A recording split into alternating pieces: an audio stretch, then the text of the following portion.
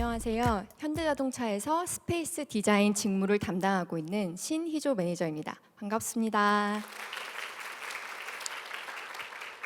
네, 오늘 휴일임에도 불구하고 이렇게 많은 분들께서 참석해 주셔서 정말 감사드리고, 오늘 이 자리가 여러분들에게 조금이나마 유익한 시간이 될 수 있도록 최선을 다해 설명해 보도록 하겠습니다. 그럼 발표 시작하도록 하겠습니다. 저는 오늘 협업과 디자인이 만나는 순간 새로운 가능성의 문을 열다라는 주제로 발표를 준비해 보았고요.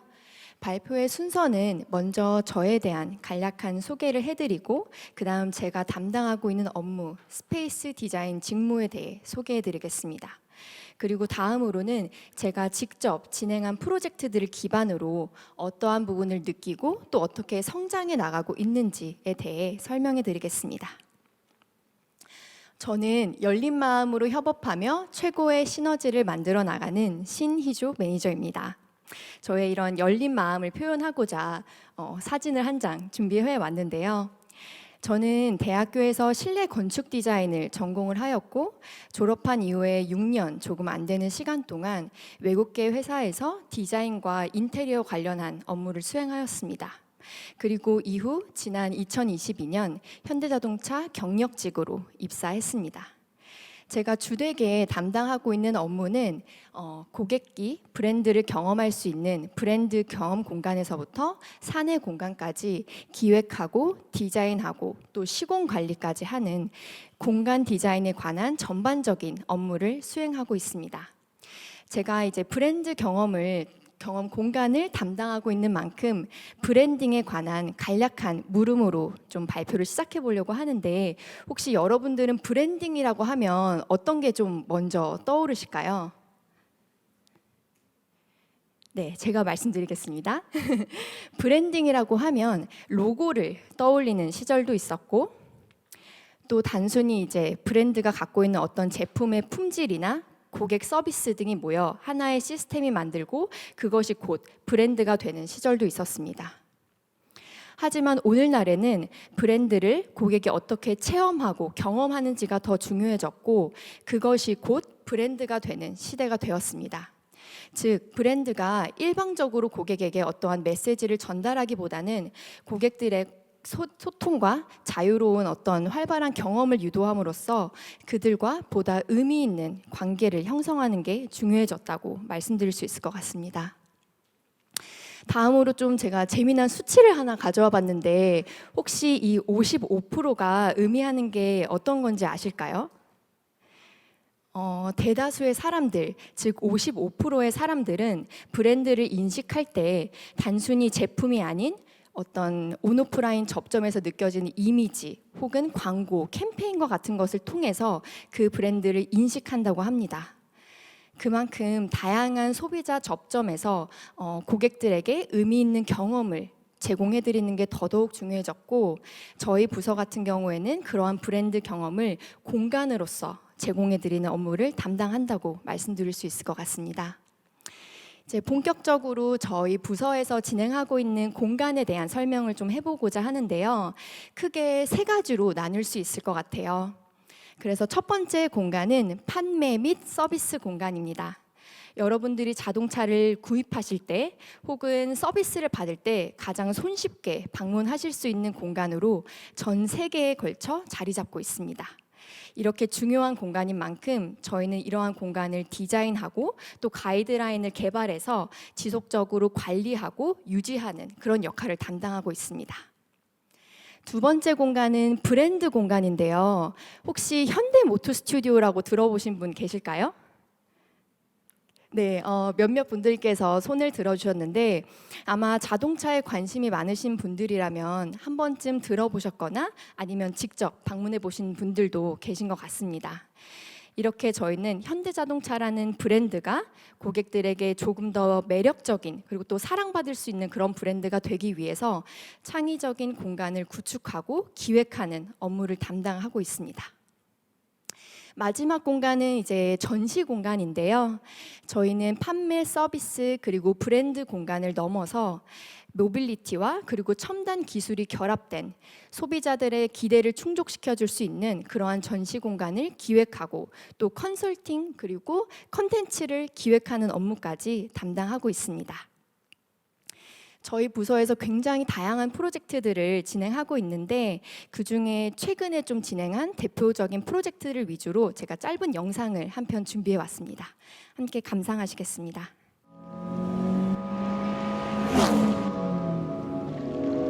첫 번째로 보여지는 공간은 현대모터 스튜디오 부산입니다.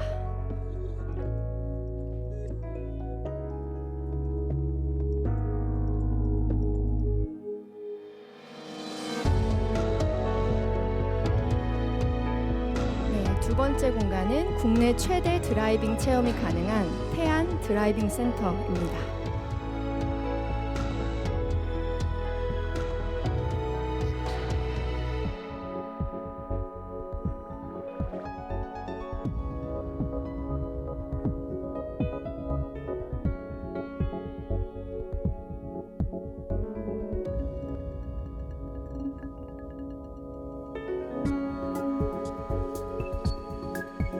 싱가포르 HMGX에 설치되어 있는 스마트팜의 모습이고요.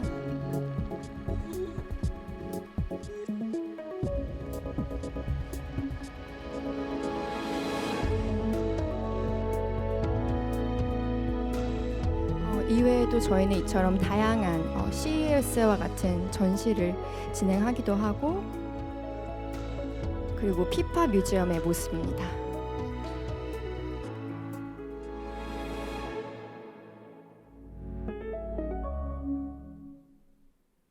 네, 마지막에 보여드린 그 이미지 한 장은 지금 오늘 여러분들께서 와 계신 이 강남 4옥에 위치한 저희 오피스 공간의 모습이고요. 이렇게 저희 부서에서 진행하고 있는 프로젝트를 짧은 영상으로 보여드렸는데 이렇게 하나의 공간이 완성되기 위해서는 디자인뿐만 아니라 사내외 다양한 부서들과의 협업이 무엇보다 중요하다는 점을 배웠습니다. 그래서 무엇보다 열린 마음으로 경계를 의식하지 않는 마음이 중요한데요. 저의 이러한 배움을 표현하고자 나는 경계를 지우는 것에 진심이다 라는 메시지를 가져왔습니다. 그리고 이러한 메시지를 여러분들에게 다음으로는 제가 직접 수행한 두 가지의 프로젝트를 예시로 보다 디테일하게 좀 설명해 드릴게요. 첫 번째는 현대자동차 본사 리노베이션 프로젝트인데 이 프로젝트는 제가 입사해서 가장 첫 번째로 맡은 프로젝트입니다. 그래서 그만큼 제가 굉장한 애정도를 갖고 있기도 하는데 여러분들 혹시 현대자동차 오피스 하면 어떤 이미지가 좀 먼저 떠오르실까요? 네, 이렇게 말씀 주시는 분들도 계신데 아마 이제 좀 자동차 회사이기도 하니까 조금 경직되고 딱딱해 있지 않을까라는 생각들 하실 수 있는데 저도 그런 사람 중에 한 명이었고요. 근데 이제 그러한 생각에서 탈피해서 보다 유연하고 열려 있는 그런 수평적인 조직 문화를 만들고 싶었습니다. 그리고 그러기 위해서는 공간과 환경의 변화가 우선시되어야 된다고 생각을 하였고 그러한 생각이 바로 이 프로젝트의 출발점이 되었습니다. 저희는 크게 세 가지의 방향성을 갖고 프로젝트를 진행을 했는데 첫 번째는 Connection is the key입니다. 말 그대로 사람과 사람 사이의 원활한 소통을 유도하기 위해서 보다 수평적인 연결의 관점으로 다가갔습니다. 그리고 두 번째는 회사 안에서 죽어있는 공간, 즉 버려진 공간들에 새로운 기능을 부여하고 또 그러한 공간들이 하나의 목적이 아닌 다양한 목적으로 활용될 수 있도록 공간을 보다 가변적으로 조성하였습니다. 그리고 마지막은 젠지 is coming인데요. 바로 여러분들께서 근무하시게 될 공간인 만큼 저희는 젊은 직원분들의 목소리에 귀 기울이고 또 그들의 라이프 스타일을 담은 새로운 감성의 공간을 만들고자 하였습니다. 그래서 저희 현대자동차의 오피스는 단순히 스쳐 지나가는 공간이 아니라 직원들이 서로 어울려 생각을 나누고 교류하며 언제나 활기차고 재미난 일들이 일어나는, 즉 모두에게 활짝 열린 광장과 같은 공간을 만들고 싶었습니다. 이 프로젝트를 진행함에 있어서 어려움도 물론 존재를 했는데요. 현대자동차의 본사는 단순한 오피스가 아니었습니다. 그럼 뭐였을까요? 하나의 거대한 복합 문화 공간이었는데요. 저도 입사해서 굉장히 놀랐던 부분 중에 하나가 회사 안에 어떻게 이렇게 다양한 공간이 있을 수 있지 싶을 정도로 차량을 품평할 수 있는 품평장부터 방송실, 직원 식당, 카페, 그리고 수영장을 포함한 헬스 시설까지 정말 없는 게 없는 하나의 거대한 복합 문화 공간이었습니다. 그래서 이러한 공간을 디자인하기 위해서는 각각의 공간이 가진 특수성에 대한 깊은 고민과 배움이 필요했고, 또 그만큼 다양한 부서들을 만나면서 그들과 교류하고 또 소통하고 때로는 설득하면서 협업하는 자세가 무엇보다 중요했던 프로젝트라고 할 수 있습니다. 즉 현대자동차 본사 리노베이션 프로젝트는 단순히 물리적인 공간을 개선하고 디자인하는 것을 넘어서서 직원들이 느끼는 정말 본질적인 문제를 개선하고 보다 열린 문화로 조직 문화를 바꾸는 커뮤니티 설계로 제안하게 되었습니다. 오늘 이 자리를 위해서 저희가 작업하고 있는 로비의 이미지를 한 장 가져와 봤는데요.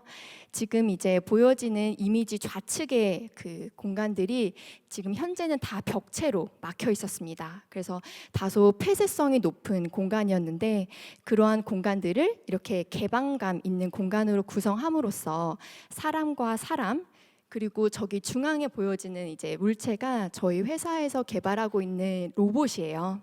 그래서 사람뿐만 아니라 로봇까지도 상생할 수 있는 모두에게 열린 광장 같은 공간을 만들고자 오늘도 열심히 나아가고 있습니다.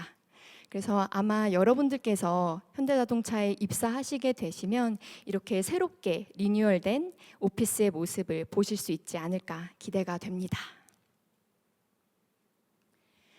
제가 이제 두 번째로 소개해드릴 프로젝트인데요. 두 번째로 소개해드릴 프로젝트는 코나 EV 프로덕트 프리뷰 행사였습니다.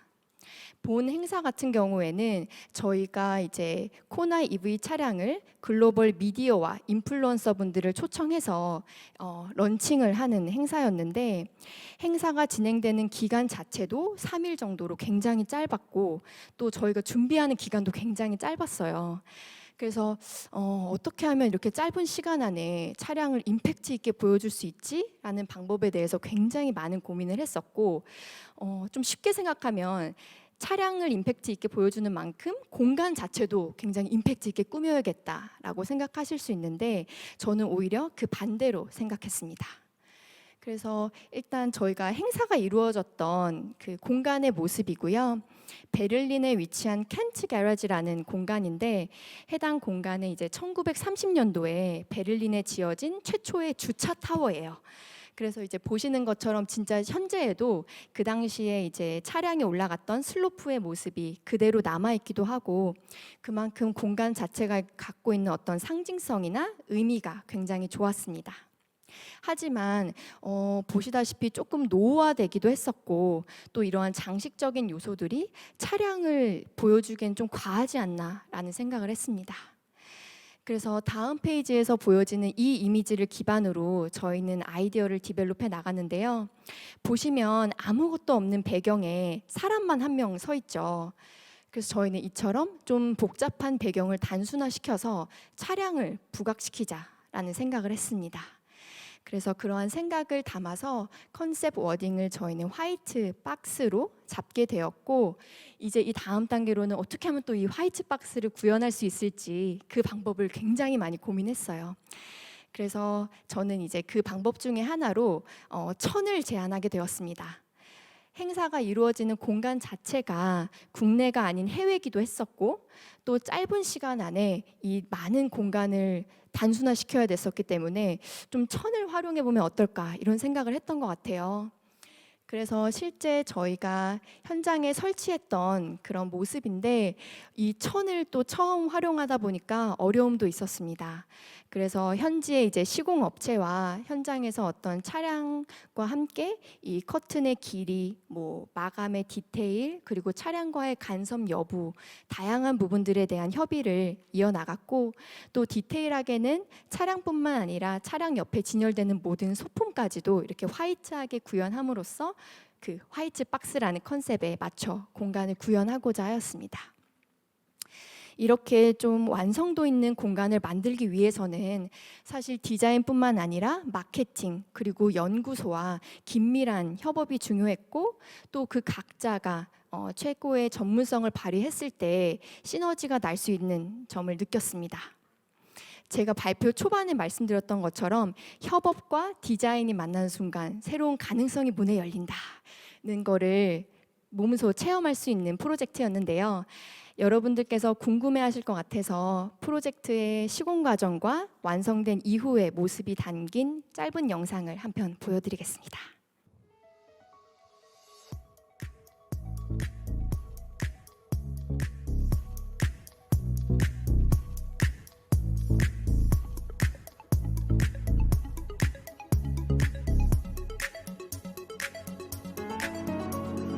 이번 SX2 행사의 경우 화이트 박스라는 컨셉 아래 복잡한 배경을 단순화하고 장식적인 요소를 최소화함으로써 본질 그 자체에 집중할 수 있는 공간을 만들고자 하였습니다. 네, 제가 말씀드린 부분입니다.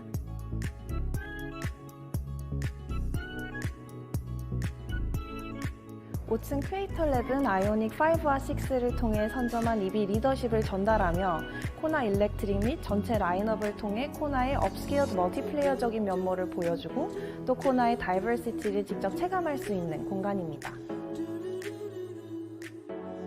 4층 프로덕트 심포지엄은 코나에 대한 정보와 개발 스토리를 공유하고 버추얼 드라이브 존과 프로덕트 익스피리언스 존을 통해 주행을 간접적으로 체험하며 코나의 상품성에 대해 알아갈 수 있는 공간입니다.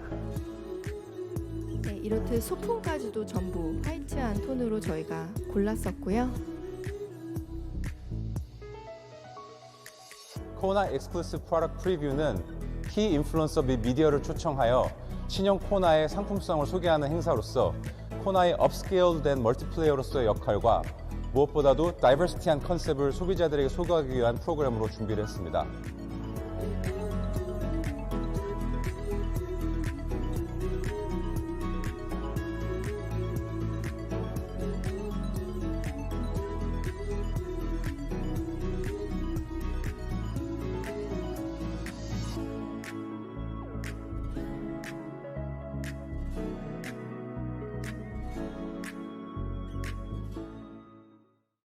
네, 짧은 영상까지 감상하셨고 현대자동차는 저에게 있어서 저의 경계를 뛰어넘어 현대자동차의 다양한 분야의 전문가들과 만났을 때 한 단계 더 도약할 수 있다는 가능성을 열어준 곳입니다.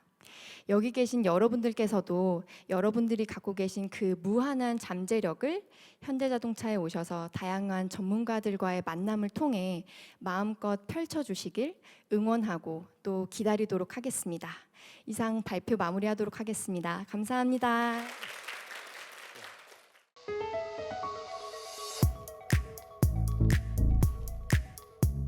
안녕하세요. 모든 가능성을 현실로 바꾸는 협업의 힘, 제네시스 마케팅의 미래를 열다 발표하게 될 제네시스 마케팅의 이소연 책임 매니저입니다. 반갑습니다. 네, 저는 오늘 짧게 제 소개를 하고요. 제네시스 마케팅 직무에 대해서 소개를 드리고 또 협업이라는 키워드로 짧게 이야기 드리고자 합니다.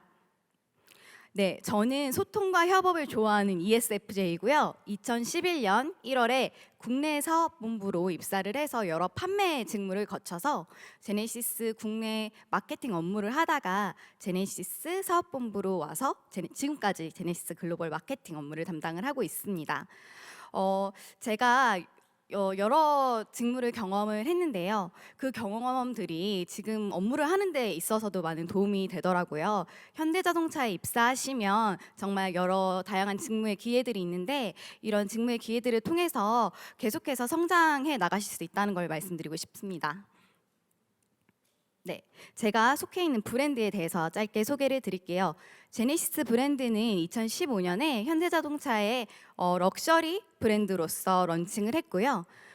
현재 9년간 19개국에 진출을 했고 6개의 기본 모델에 파생 모델까지 더해져서 작년 말에 글로벌 100만 대 누적 판매량을 기록을 했습니다. 이렇게 10년도 안 된 브랜드가 되게 눈부신 성장을 보여줬는데요. 이러한 눈부신 성장을 위해서 제네시스 마케팅은 제네시스만의 독창적인 고객 경험을 제고하기 위해서 마케팅 전략을 수립하고 또 동시에 실행하는 역할을 하고 있습니다. 크게 3가지 업무로 나눠볼 수 있겠는데요. 마케팅 기획, 커뮤니케이션 PR, 그리고 프로모션이 있습니다. 마케팅 기획은 브랜드의 방향성과 철학을 정의하고 또 비전 로드맵을 수립하고요. 또 브랜드 스토리를 아카이빙하고 큐레이션하는 업무를 하고 있습니다.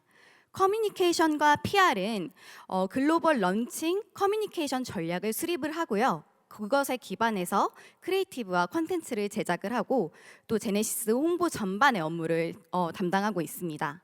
그리고 제가 마지막으로 말씀드릴 프로모션은요.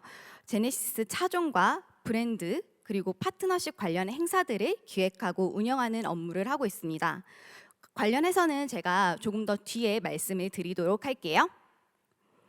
네, 제네시스는 대담하고 그리고 진보적이고 한국적인 것을 추구를 합니다. 그리고 디자인과 기술, 하스피탈리티 영역에 중점을 두고 있는데요. 물론 자동차 브랜드이기 때문에 디자인과 기술에 중점을 두는 거는 중요하기도 하고 저희는 다른 브랜드와 차별을 두는 것은 이제 저희가 프로모션 영역인데요. 프로모션 영역은 환대를 통해서 또 제네시스만의 고유한 경험을 제공하는 것을 목표로 하고 있습니다. 네, 프로모션 직무에 대해서 좀 더 자세히 소개를 드릴게요. 먼저 익스피리언셜 프로모션 업무입니다. 네, 익스피리언셜 프로모션은 자동차, 저희 신차하고 컨셉카의 런칭뿐만 아니라 브랜드의 행사를 기획하고 운영하는 일을 하고 있습니다. 제네시스에서 컨셉카는 비전을 나타내는 아주 중요한 요소인데요. 제가 한번 퀴즈를 내볼게요. 제가 제돈제산 제네시스 브랜드 마그마 아이템을 좀 가져왔거든요. 그래서 퀴즈를 맞히시는 분들께는 선물을 드리도록 하겠습니다. 이 뒤에 배경에 있는 컨셉카가 무엇인지 아시나요? 아, 네, 저기 검은색 옷 입으신 네, 말씀해 주시면 될 것 같아요. 네, 지금 이렇게 손들시고 계신 네. 아, 지금 누가 말씀하셨죠? 아, 네, 알겠습니다. 네, 네오른 컨셉이 맞고요. 저희가 지난 3월 제네시스 뉴욕 하우스에서 네오른 컨셉과 GB60 마그마 컨셉을 런칭을 했습니다. 그리고 지난 4월에는 베이징 모터쇼에서 G80 EV 마그마 컨셉을 런칭을 했고요. 지난 7월에는 구두드 페스티벌에서 GB60 마그마가 실제로 도로를 주행하는 다이나믹 데뷔를 했습니다. 저희는 고객들이 어떻게 하면 제네시스를 잘 이해하고 또 제네시스의 비전과 디자인과 기술을 생생하게 전달할 수 있을까 고민을 하는데요. 일예로 지난 3월에 네올른 컨셉과 GB60 마그마 컨셉 런칭을 할 때는 한국적인 저희 한지를 활용해서 네오른과 GB60 마그마의 그 다른 특성들을 다른 색깔로 표현하는 전시를 했습니다. 그리고 제가 두 번째 퀴즈를 한번 드리도록 하겠습니다. 제네시스는 스포츠 마케팅에 집중을 하고 있는데 저희가 집중하고 있는 스포츠 분야는 무엇일까요? 네. 네, 맞습니다. 골프가 맞습니다. 네, 제네시스는 2월에 LA에서 있는 제네시스 인비테이셔널, 그리고 7월에 있는 제네시스 스코티시 오픈, 그리고 10월에 제네시스 챔피언십 이렇게 3개의 메이저 골프 대회를 후원을 하고 있습니다. 제네시스는 비단 경기를 보러 오시는 관람객뿐 아니라 골프 선수, 캐디 그리고 골프 선수의 가족까지도 세심하게 케어를 하는 제네시스의 하스피탈리티를 제공을 하고 있는데요. 예를 들면 선수를 위한 별도 공간을 마련한다든지 캐디를 위한 별도 공간 그리고 제네시스 이 경기에 참가를 하는 선수들의 가족까지도 세심하게 케어를 하고 있습니다. 별도 공간을 마련하고 있고 차량을 제공을 하고 있고요. 또 캐디는 캐디만의 우승 트로피도 전달을 하고 있습니다. 그리고 지역에서 하고 있는 다양한 스포츠 마케팅을 지원하는 역할을 하고 있습니다. 스포츠뿐만 아니라 다양한 분야에서 제네시스는 활동을 하고 있는데요. 전 세계에서 미디어 그리고 라이프스타일 브랜드 그리고 이종 산업과 함께 브랜드 인지도를 제고를 하는 여러 가지 활동들을 하고 있고요. 또 영화제나 미식 분야 그리고 클래식 공연 등의 후원을 통해서 제네시스 고객들을 초청하는 그런 역할도 하고 있습니다. 이렇게 제네시스 고객들을 만족시키고 또 여러 가지 활동들을 하면서 제네시스는 럭셔리 라이프스타일 브랜드로서의 그 이미지를 공고화하고 있고요. 전 세계적으로 브랜드의 가치를 알리는 노력을 하고 있습니다. 또 앞으로도 제네시스가 어떠한 마케팅 활동을 할지 잘 지켜봐 주시면 감사하겠습니다. 네, 두 번째로 제가 말씀드릴 분야는요, 바로 협업입니다. 회사 생활을 하면서 사실 혼자서 이뤄낼 수 있는 일은 많이 없더라고요. 저도 여러 가지 협업 업무를 했었는데요. 제가 오늘 제네시스에서의 3가지 협업 사례를 통해서 왜 협업이 중요한지, 그리고 제가 왜 협업에 진심인지, 그리고 협업을 통해서 어떠한 가능성을 현실로 이뤄냈는지 제가 말씀을 드리고자 합니다. 네, 첫 번째 협업 사례는요, 바로 2020년 GBAT 런칭을 하면서 같이 구현한 주문 생산 방식입니다. 네, 저는 그 당시에 제네시스 홈페이지를 기획하고 운영하는 업무를 하고 있었는데요. 주문 생산 방식이란 제가 지금부터 BTO라고 얘기를 하겠습니다. BTO는 고객이 엔진, 구동 방식, 색상, 옵션 등 고객이 원하는 사양들을 조합해서 계약을 하는 그런 구조인데요. 먼저 이 프로젝트는 정말 연구 개발에서부터 최종 고객의 접점인 판매까지 많은 유관 부서들이 모여서 또 작업을 해야 되는 아주 복잡한 프로젝트였습니다. 거의 20개가 넘는 유관 부서가 같이 업무를 했었고요. 잠깐 아까 나타났겠지만 맨 처음에 엔진을 이제 선택을 하셨어야 되는데요. 엔진과 구동 방식은 사실 육안으로 보기가 굉장히 힘듭니다. 하지만 어쨌든 저희는 화면으로 고객들이 이미지화해서 보셔야 되기 때문에 연구소에서 여러 데이터를 조합을 해서 3D 렌더링으로 이미지를 만들고 또 그것을 검수받고 또 여러 번 이제 다시 재작업하는 작업을 했습니다. 또 실제와 비슷하게 구현을 하기 위해서 내외장 인테리어라든지 칼라라든지 이런 부분들은 제네시스 디자인 센터를 통해서 여러 번 검수를 받고 재작업을 하는 작업을 했고요. 또 고객들이 계약을 할 때 받는 정보를 똑같이 홈페이지에서도 얻으실 수 있도록 여러 시스템과 구동을 해서 판매 코드, 생산 코드를 결합을 하고 이런 작업들을 진행을 했습니다. 사실 처음에 제가 이 업무를 해야 된다고 했을 때 막막했어요. 그렇지만 주문 생산 방식이라는 프로그램의 그런 필요성에 공감을 하는 여러 직원들이 서로 머리를 맞대고 또 거의 1년여간의 시간 동안 수십 번의 회의를 걸쳐서 만들어낸 결과 결국엔 이렇게 BTO의 화면이 완성이 되었고요. 또 지금까지도 활용을 하고 있습니다. 두 번째로 제가 말씀드릴 협업 사례는요. 네, 화면에 보시는 것은 지난 4월에 있었던 베이징 모터쇼의 하이라이트 영상입니다. 제가 화면에 소리는 잠깐 꺼두었어요. 네, 현대자동차에는 글로벌 익스체인지 프로그램 GEP라는 프로그램이 있습니다. 해외 파견을 가서요. 해외에서 프로젝트를 수행을 하면서 현지 문화를 이해하고 또 현지에 있는 동료들과 같이 협업을 하는 그런 프로그램인데요. 저는 지난 2월부터 5월까지 중국 제네시스 법인에 가서 베이징 모터쇼 준비를 했습니다. 네, 비단 베이징 모터쇼 준비뿐만이 아니라 중국 자동차 시장을 이해하고 제가 그동안 경험하지 못했던 공간 마케팅이라든지 또 소셜 컨텐츠 제작이라든지 이런 다양한 마케팅의 업무를 경험해 볼 수 있는 아주 좋은 시간이었습니다. 제네시스가 베이징 모터쇼의 진심이었던 건 저희가 제네시스 베이징 모터쇼를 통해서 중국 시장에 대한 그런 모멘텀을 가져가고자 했고요. 또 중국 전용 블루 칼라를 입힌 G80 EV 페이스 리프트 월드 프리미어 그리고 G80 EV 마그마 컨셉의 런칭을 통해서 좀 새로운 가능성을 보여주고자 했습니다.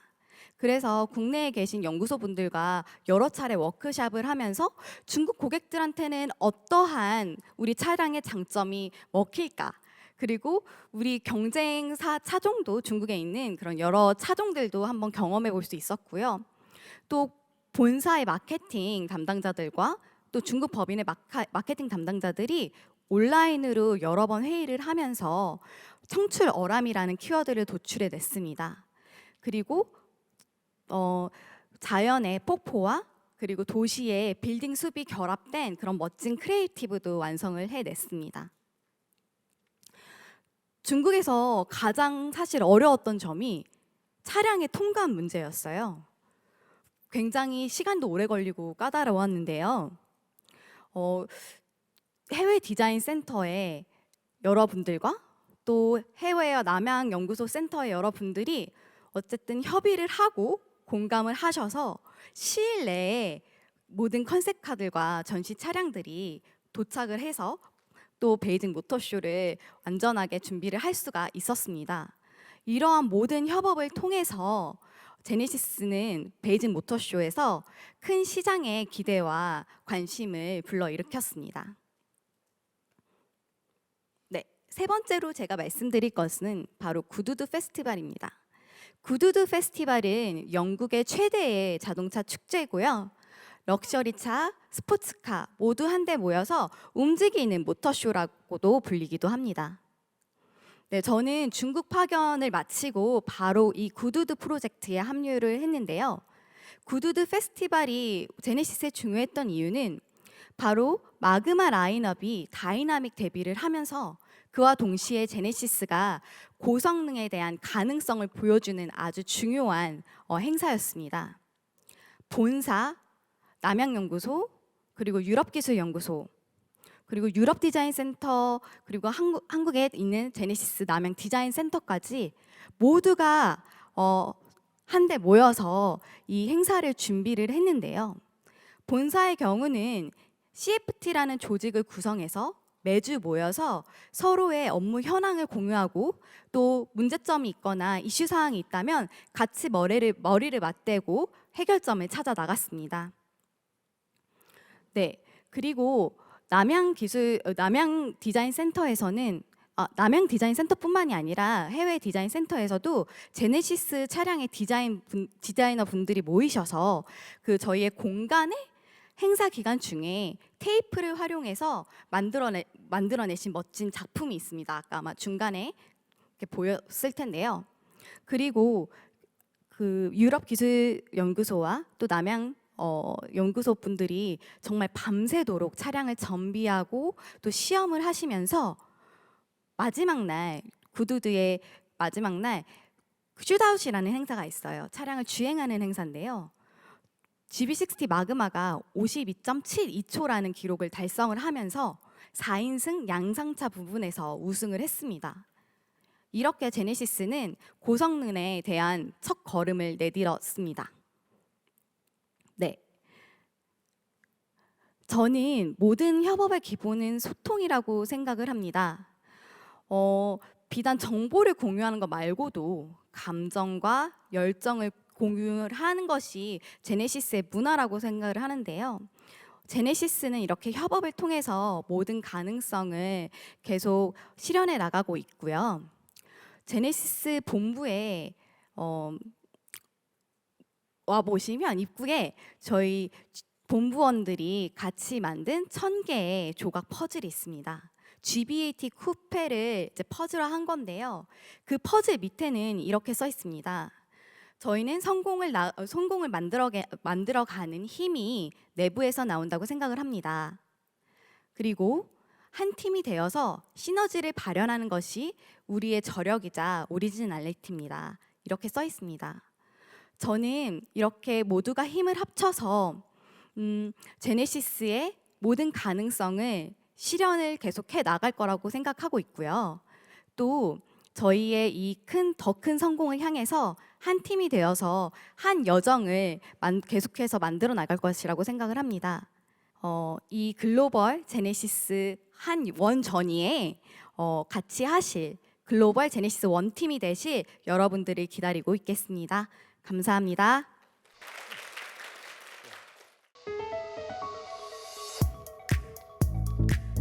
안녕하세요. 상용 수소 마케팅 직무에 대해서 말씀드리게 된 오태훈 매니저라고 합니다. 반갑습니다. 우선 주말인데도 많이들 참석해 주셔서 진심으로 감사드리고요. 오늘 조금이라도 여러분들이 얻어 가시는 게 있으실 수 있게 최대한 저의 직무와 경험에 대해서 조금 공유를 드리도록 하겠습니다. 발표 시작하겠습니다.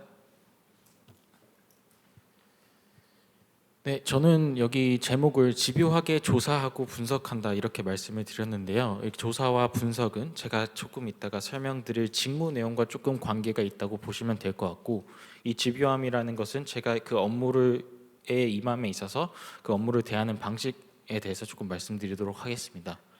저와 직무에 대해서 간단히 말씀을 드리고 제가 그 업무를 대하는 방식, 특히 그 집요함에 대해서 말씀을 드리고 마무리를 하도록 하겠습니다.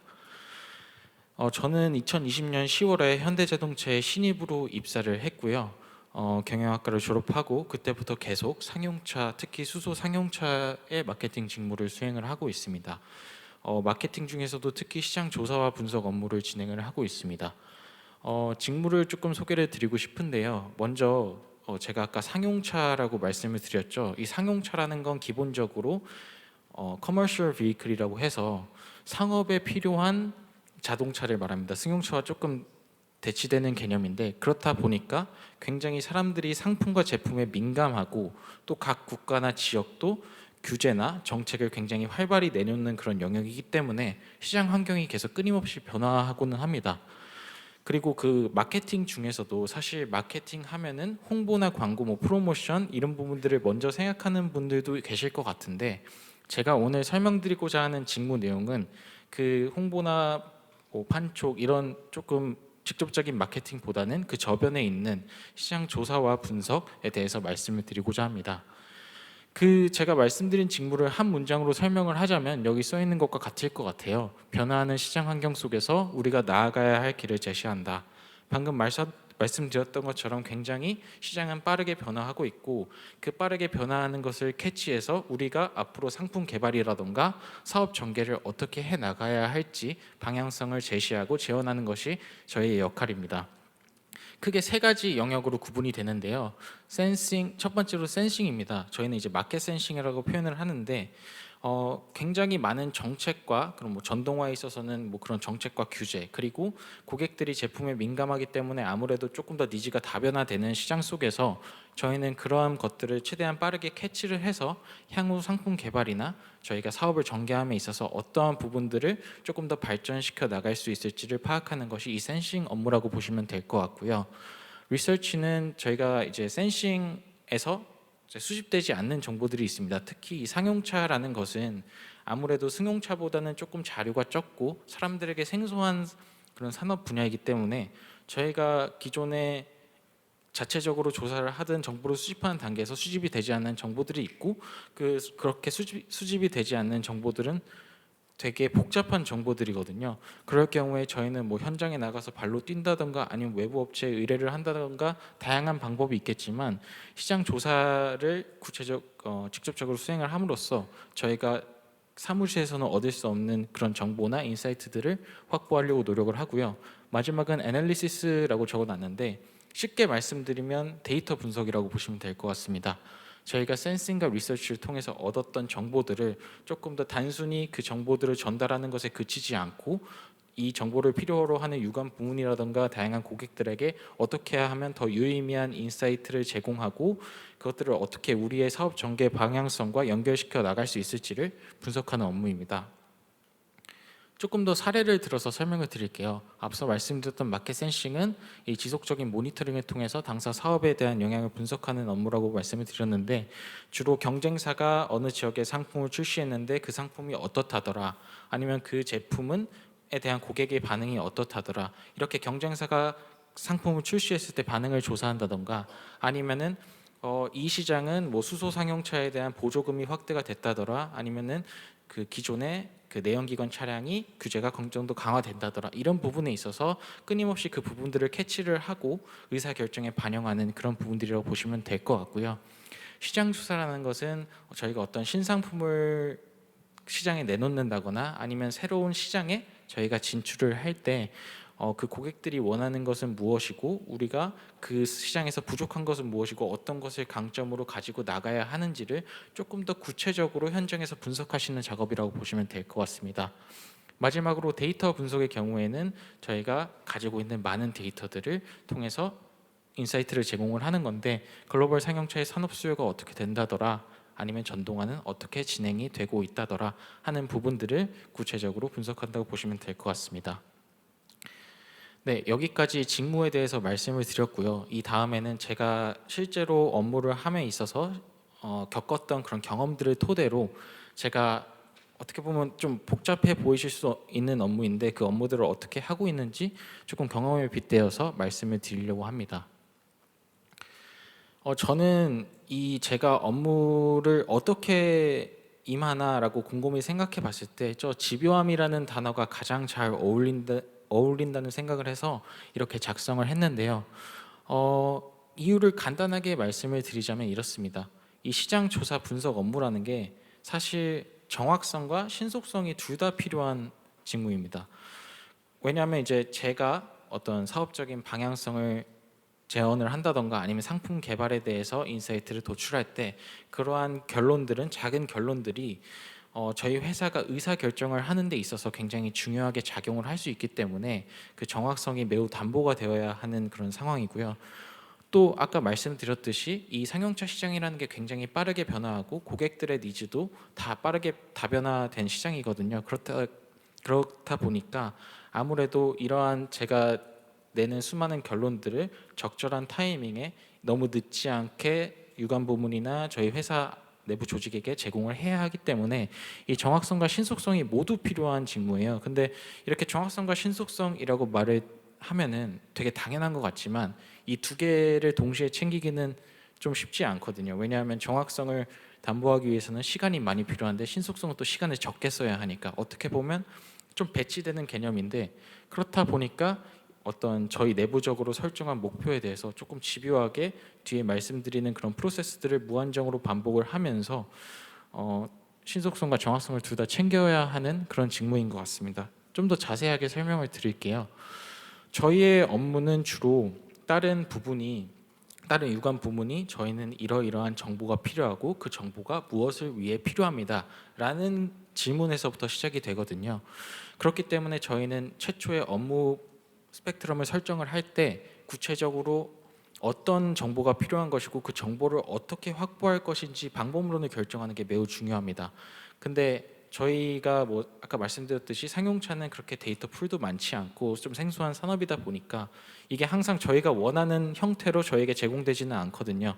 정보를 구하기 힘들 때도 굉장히 많고, 또 구했다고 하더라도 이게 맞는 건지 아닌지 긴가민가 할 때도 굉장히 많고요.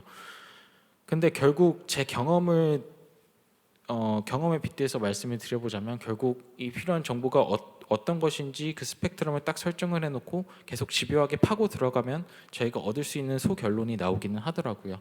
그 뒤에 내용은 조금 연결되는 내용인데 어쨌든 저희가 그렇게 해서 확보된 정보들을 끊임없이 검증을 해야 되기 때문에 뒤에 조금 더 자세히 설명을 드리겠습니다. 그런 부분들에 있어서 끊임없이 검증하는 집요함이 필요하고요. 마지막은 유관 부문과의 소통 및 협업에 대한 집요함이라고 작성을 했는데, 쉽게 말씀드리면은 저와 같이 일하는 분들을 조금 더 귀찮게 할수록 양질의 결과물이 나오는 것 같아요. 그분들이 실제로 원하는 것은 무엇인지, 저희가 그래서 확보한 정보는 어떤 부분이 보완되어야 하는지에 대한 끊임없는 소통, 조금 더 집요하게 따라다니면서 이거는 어때요, 이건 어때요 이렇게 질문을 하는 게 제 경험상 많은 도움이 됐던 것 같습니다.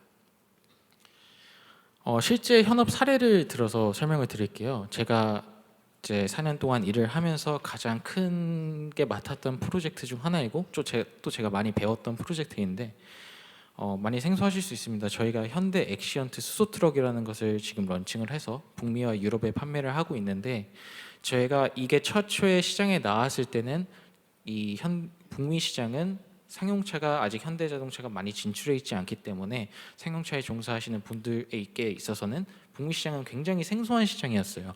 근데 북미 시장도 이제 미국 정부의 주도하에 계속해서 전동화에 대한 드라이브가 걸리고 다양한 규제와 정책들이 발표가 되고 있고 그에 맞춰서 경쟁사들은 끊임없이 제품들을 출시를 하고 있는데 우리가 이러한 굉장히 핫하지만 생소한 시장에서 우리의 엑시언트 수소트럭을 가지고 어떻게 북미에 나가야 할 것이며 어떤 방식으로 소구점을 찾아야 하는가가 핵심 과제였어요.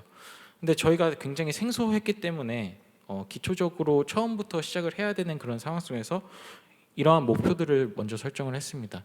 뭐 이런 목표들은 단순히 이 북미 수소트럭 시장 조사에만 해당되는 그런 거는 아닐 겁니다. 모든 시장 조사에 해당되는 내용일 건데요. 시장에 적합한 상품은 무엇인지, 그리고 그것을 누구에게 팔아야 하는지, 그것을 누구에게 팔되 어떤 지역에서 팔아야 하는지, 우리가 그 고객들에게 어필할 수 있는 핵심 소구점은 무엇인지, 이렇게 기초적인 목표를 설정을 하고 이 목표들을 어떻게 달성할지에 대한 방법론들을 계속 유관 부문과 그리고 팀 내부적으로 논의를 하면서 이런 프로젝트를 진행을 해 나갔습니다.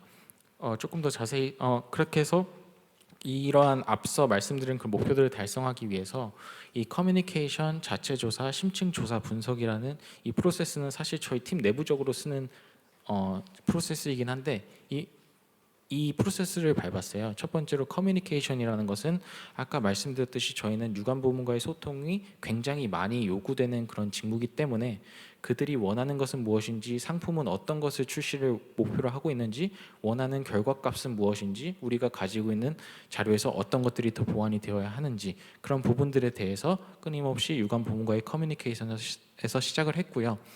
그 다음에 자체 조사라는 것은 저희가 그래도 이 많은 업무를 하면서 자체적으로 구축하고 있는 데이터베이스라든가 그런 정보들이 있기 때문에 거기서 저희가 그 정보들을 분석하고 조금 더 나아가면서 소결론을 낸다거나 가설을 도출하는 그런 작업입니다. 그리고 이 자체 조사에서 도출되지 않은 내용들을 심층 조사 분석, 쉽게 말하면 현지 실사라거나 좀 외부 기관에 의뢰를 하는 그런 작업이라고 보시면 될 것 같은데요. 저희가 앞서서 커뮤니케이션과 자체 조사를 통해서 나오지 않았던 그런 내용들을 저희가 실제 고객과 얘기를 한다던가 실제 시장 전문가와 이야기를 하면서 우리가 향후 어떤 상품을 개발을 해야 되는지, 사업을 어떻게 전개를 해 나가야 되는지 그런 인사이트를 뽑는 작업을 심층 조사 분석 프로세스라고 합니다. 그래서 이 단순히 이렇게 한 번씩 반복하지 않고 그렇게 해서 나온 결과물이 있을 거 아니에요. 그 결과물을 가지고 다시 그 유관 부문에 갑니다. 이렇게 결과물이 나왔는데 어떤가요? 여기서 조금 더 보완이 되었어야 하는 내용이 있나요? 아니면 여러분들이 보기에 조금 실제와 다른 내용들이 있을까요? 그런 피드백을 받아서 다시 자체적으로 그걸 분석을 하고 거기서 나오지 않는 내용은 다시 또 현지로 가서 뛰든 외부 기관에 의뢰를 하든 또다시 심층 조사 분석을 하고 데이터 분석도 겸해서 최종적인 결론을 도출하는데 이 북미 시소트럭 시장 조사는 워낙 회사 차원에서 중요한 프로젝트였고 굉장히 저에게 어려웠던 프로젝트였기 때문에 셀 수 없이 이 과정을 계속 반복했던 것 같아요. 그 과정에서 스트레스도 많이 받고 뭐 굉장히 힘들기도 하고 그랬지만 좀 이 판매 촉진이라는 목표 아래 되게 많은 분들이 집요하게 좀 접근을 해줘서 성공적으로 이 조사를 마칠 수 있지 않았나 싶습니다. 그래서 지금까지 제가 이 업무에 임하는 방식과 직무에 대해서 조금 설명을 드렸고요. 사실 이 집요함이라는 게 제 개인적인 경험이지 이 일하는 방식에 있어서 정답은 없는 것 같아요. 그냥 제가 이 업무를 저도 처음엔 이 업무가 생소했으니까 이 업무를 임함에 있어서 조금 집요하게 접근하고 어떻게 보면 좀 재미없게 느낄 수도 있지만 좀 집요하게 이 목표를 어떻게 달성해야 될지 계속 고민하고 투자하면서 그런 직무들을 수행했더니 결과적으로 지금에 있어서 저에게는 이것들이 굉장히 큰 자산이 됐던 것 같아서 여러분들께 이 경험을 공유를 드리고 싶었고요. 여러분들이 추후에 저희 회사에 입사하셔서 어떤 방식으로 업무를 하시든 그 직무에서 각자의 역할을 응원하고 또 미래를 응원하겠습니다. 감사합니다.